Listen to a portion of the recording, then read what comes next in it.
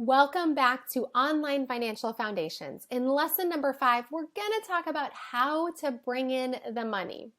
So in this lesson, you are going to learn the systems you need to collect money from your customers and clients, and I'm going to review some mistakes to avoid when getting paid. But before we dive in, I want to do a quick check-in. You are more than halfway through Online Financial Foundations. How are you feeling? If you've been binging these videos, now is probably a really good time for a quick little break. Let's do some stretches, maybe a dance break, and then come back to me. I know this stuff can feel not so fun and maybe a little overwhelming, so definitely take that break as you need it. Okay, so number 1 that we're going to talk about is what are those systems you need to actually get paid? This is what matters, right? We got to get that money in the door. Well, let me drop a bit of a truth bomb on you. Many of you are making it really hard to get paid, and it's costing you time and money. One of my favorite or not so favorite stories is of a client when a client that I spoke to a few years ago, and when she set up the calendar invite with me, the thing I always do is I always like to go stalk, and like check out the business and check them out and see what they've got going on. And I always get really excited to learn about the folks that I'm going to hop on calls with.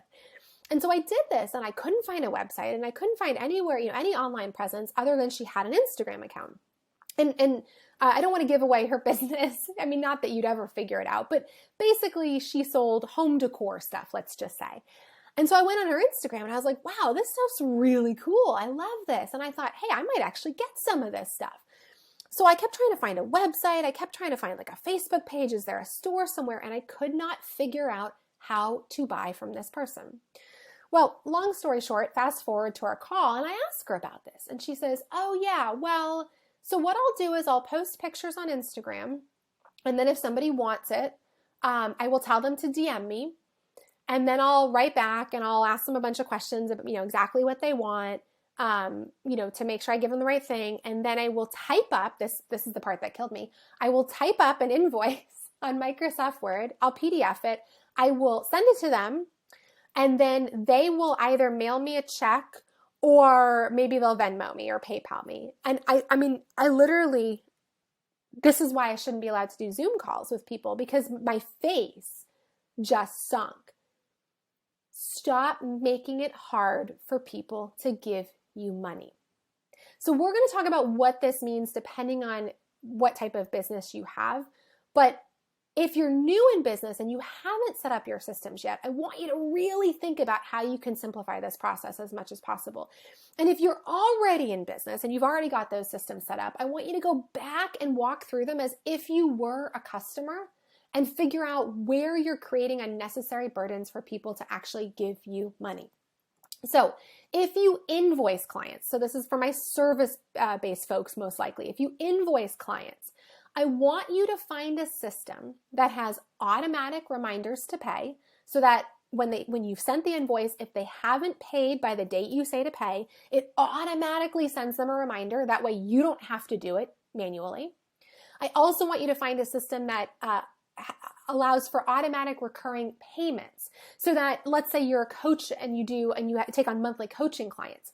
You don't have to reach out every single month sending them an invoice. Even if the invoice is automatic, if they've got to enter their credit card information every month, that's a barrier to pay you. Have a system that keeps their credit card information so that it automatically charges them every month. And then lastly, find a system that does automatic receipts.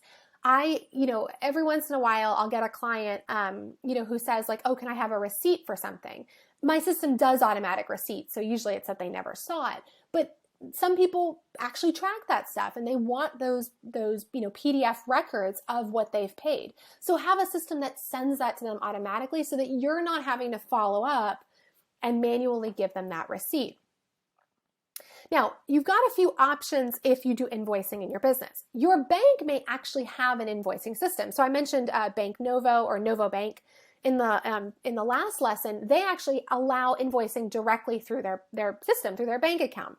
So the good part about systems that do that is it typically results in you having access to your money faster, oftentimes instantly once the person has paid. The downside is you may not have very many integrations for after the sale. So yeah, they may pay you and you get the money, but you may not have the option to add them to your email list or add them to your fulfillment software or deliver them the digital product or whatever it may be. So yes, it may be simpler, you may get the money faster, but it may not have very much opportunity for follow-up or process automation after the actual sale.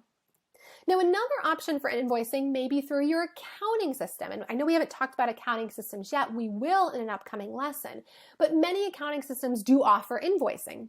So this is an option as well. Now, the downside to this is it might take a little bit longer to get your funds, although that's usually not that big of a deal. But the good thing, the upside, is that most details about the transaction will go into your accounting system. So it'll track, who the client is and how much they spent and what they bought. And so if you want a place to keep all of that information, you may want to invoice through your accounting system. It also may integrate with other tools. So again, if you want to then add them to your email, or deliver a digital product or whatnot, you may have that capability if you invoice through your accounting system. Every system is different, so you'll have to check, but this could be a good middle ground option. Another option is a standalone invoicing platform. So this could be something like a Dubsado or a Honeybook, where you've got the person, it's really more of a CRM, a client relationship management tool, and you can invoice in there. So the good thing about these tools is they usually have a lot more features, they keep a lot more data, they integrate with a lot more of your other tools. The downside is that they have a fee. So if you don't have a need for a standalone CRM otherwise, then this is maybe not the best option for you. I would look at using invoicing through your bank account or your accounting system. But if you do use a CRM anyway in your business, then this could be a great place to do that invoicing. Now, if you're one of my online business owners who, instead of invoicing, you actually, maybe you sell digital products, or you've got a course or something like that where you have a sales cart. So you've got a Kajabi or what's the other one? Thrive Cart or Sam Cart, something like that. The things you want to look for in your sales cart, number one, minimizing the steps to checkout. So you want to choose a tool that, again, is going to make the checkout process as easy as possible. Minimize and eliminate those barriers for people to give you their money. You also ideally want to look for options that offer several options to pay. So maybe they can pay with a credit card, they can pay with Apple Pay. I think, doesn't Google have one now, Google Pay or whatever it's called? So looking for cart checkout options that give you multiple ways for you to actually check out. And of course, I just said, pay, and now my Alexa is going nuts because she thinks I want her to order something, which I don't. The other thing you want to look for in your sales cart options are an option that is going to connect to your system so that delivery is automatic. Again, we want to minimize the amount of manual input or manual labor that you have to do, so that this process becomes seamless and streamlined and as automatic as possible. So again, looking for something that connects with your email service provider, something that connects with if it's digital products, that connects with Kajabi or Thinkific or Kartra or whatever it is, something that gets your customers their product instantly automatic so that you do not have to be a part of that process. Now, there are also a few factors I like to think about when I'm choosing a sales cart or a payment processing platform. The first is price. So are there monthly or transaction fees? Now, pretty much any of these platforms, whether it's invoicing or a cart type platform, are going to have transaction fees. That is just standard. That is part of the industry. But are there also monthly fees on top of that? I would look at that as well. And do these change as your volume increases? So again, we're kind of trying to think about our business long term, right? As your business grows, is this tool going to continue to work for you? Now, I do want to caveat that you don't always have to feel committed to your tools now for the rest of your business, because sometimes we do change our tools as our business grows, and that's okay. But I still like to think a little bit down the road and make sure I'm getting set up with a tool that I'm not going to have to change sooner than later. I also like to look at options. So does the platform offer multiple ways for the customer to pay? I mentioned this. Can I do Apple Pay? Can I do Google Pay? Can I do credit cards? Can I do all of these different options? The more options folks have, the easier it is to pull people in who maybe have their information saved in one of those And even just that barrier of having to go get their credit card and enter their credit card information could lose you the sale. So making it easy for them to just complete it while they're thinking about it. I also like to look at features. So what features does the platform offer? Does it have a lot of features I don't need? You may not need a super robust checkout and payment processing platform at the beginning, because if your sales are fairly basic and straightforward, don't pay for something that's more than what you need. But also think about, does it have features that will benefit you as you grow? I also like to look at security. So are the payments made through the platform secure? This is generally the case, but still something I want to check. Does it offer fraud protection? This can be a big one for online sellers. I also like to look at the history of whether the payment processor has been more buyer-friendly or more seller-friendly when there have been disputes in the past, because you don't want somebody giving you money, you deliver their digital product, let's just say, and then they dispute the claim, and all of a sudden you're out the money because the platform is historically buyer-friendly and they've sided with the buyer. And then lastly, I look at integration. You'll hear me mention this a lot throughout because this is a really big theme in streamlining the financial systems in your business. So does the payment processor that you choose integrate with your accounting system? Does it integrate with your email service provider? Does it integrate with any of your other sales tools that you use? Now, I want to just go through, there are two big payment processors, of course, that I think everybody knows, PayPal and Stripe. There's many, many more out there, but I want to just touch on these two since these are kind of the big ones. And just to give you a sense of some of the things I'm thinking about as I'm evaluating these platforms to decide which ones to work with. So PayPal is good for both online and in-person transactions. And for that reason, it's popular for a lot of e-commerce sellers because people can buy from a variety of different places. They can buy online, but they can also buy if you work in a market or if you have a retail shop, they've got tools set up for that. The downside to PayPal, at least in my experience, is that they've historically been buyer-friendly in the case of disputes. So I know a lot of folks who have been burned on PayPal.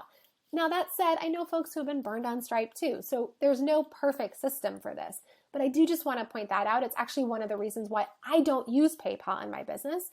And to add on to that, I also know that PayPal can have somewhat restrictive limits on how much money can be taken out at certain times or how long funds have to stay in your account before they can be withdrawn. And so both of those are reasons why it's not an option that I offer in my business. But on the upside, PayPal is known for having really fast withdrawal times. So if getting your money really quickly is important to you, PayPal could be an option.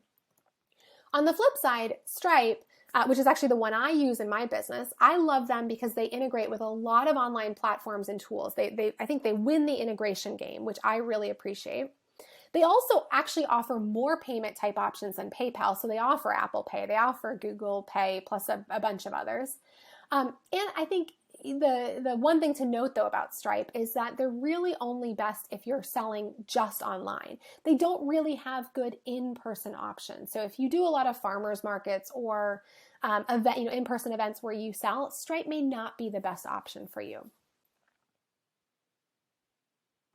Now, I do just want to put a little bit of a warning in here. We're not going to talk about this too much in this lesson, but depending on your location and where and what you sell, you actually may need to collect sales tax on your transactions. We'll touch on this a little bit in the tax lesson, but I did just want to mention it here because if this is going to apply to you, you'll want to choose a system that can either do this part for you or can at least integrate with tools that will do this sales tax stuff for you. So just keep that in mind if that's going to be applicable to you. All right, so now I wanted to touch on some mistakes to avoid when getting paid. And these are all mistakes that either I have personally made or my clients have made. So if you're making these, there is no shame, no judgment. Let's just get them fixed. So mistake number one is not setting up a system from the beginning or choosing a non-automated process. I've already told you my story about my client who is selling on Instagram through the DMs with Microsoft Word invoices. We are not going to be that person. We are going to automate and streamline our sales process as much as possible, so that it really takes the financial stress off of our shoulders. And I want to caveat here because we talk a lot about being responsible business owners who support our people, and how that building those relationships and that personal touch is really important. And I fully subscribe to that. But streamlining and automating these processes allows me to do more of that in ways that is more meaningful. So yes, I'm taking myself out of these processes, but I'm able to insert myself in much deeper and more meaningful ways because my time is freed up since this stuff's already taken care of. So I just wanted to note that.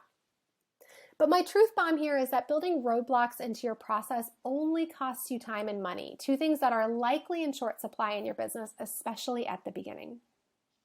Now, another mistake that folks will make is they'll use personal payment systems and inefficient methods to collect payment to avoid transaction fees. I hear this a lot. In fact, not a week goes by that I don't see someone post online who has recommendations for a payment processor that doesn't charge transaction fees. Spoiler alert, there isn't one. Every payment processor is going to charge transaction fees if they are giving the option of using a credit card to pay, which I highly recommend you do. I do not recommend that you remove the ability to pay with credit cards. In fact, I'll tell you another story. I had a web designer several years ago who did not allow you to pay with credit cards because she didn't want to pay the fees. And it was a massive pain in the butt. And you know what? My bills to her always got paid at the very last minute, because every time I get that bill, I would go, oh, I have to deal with this again. I've got to go log on to my bank and figure out how to send her a payment. And it was extra time and extra mental work that I didn't want to do. And so I always pushed off her bills to the end. So I highly recommend, that should be another mistake on here, I highly recommend making sure you choose or you accept credit card payments. But assuming you do, there is no payment processor out there that is not going to charge you fees. Transaction fees are just a cost of doing business. I want you to build them into your pricing structure so that you are not uncomfortable having these fees when you make sales. Now, another mistake that I see, and this one really, really drives me up a wall, this is definitely one of my cringe-worthy moments right here, is when I hear of folks using Venmo or PayPal friends and family to collect their payments. Truth bomb here, friends. Using personal cash apps for your business violates their terms of use and risks getting your account shut down. And yes, I know people this has happened to. Plus, it also makes you look less legit.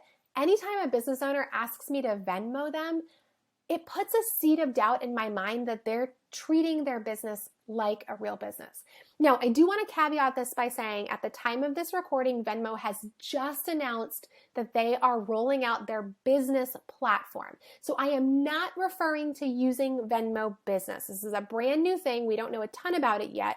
If you're using Venmo Business, so far so good. I'm simply talking about using the regular Venmo where you send money to each other for free, but it is intended for personal use and not business use. So please don't do it. All right, my friends, your action item for this lesson is to choose your invoicing or sales cart payment processing system and get it set up today. So in this lesson, you learned the systems you need to collect money and the mistakes to avoid when getting paid. In the next lesson, you're going to learn how to track the numbers in your business. I will see you there.